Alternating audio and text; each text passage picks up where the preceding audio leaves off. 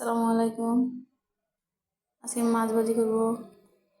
তার জন্য এখানে মাছগুলো ধুয়ে পরিষ্কার করে ছুরি দিয়ে কেটে নিচ্ছি।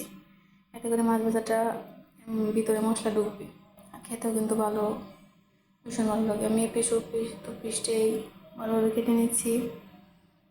এই তো কাটা শেষ হয়ে গেছে। এবার আমি গুঁড়া মশলা ইউজ করবো। এখানে আমি প্রথমে পরিমাণ মতো মরিচের গুঁড়া দিয়ে দিলাম। এরপর দিয়ে দেবো হচ্ছে স্বাদ মতো লবণটা রান্নার স্বাদ বাড়ায় সবাই খানে। তারপর দিয়ে দেবো হলুদের গুঁড়ো পরিমাণ মতো। সবগুলো মশলা দেওয়া হয়ে গেলে আমি এবার হাতে ভালোভাবে মেখে নেব। তো মাছগুলো মাখানো হয়ে গেছে।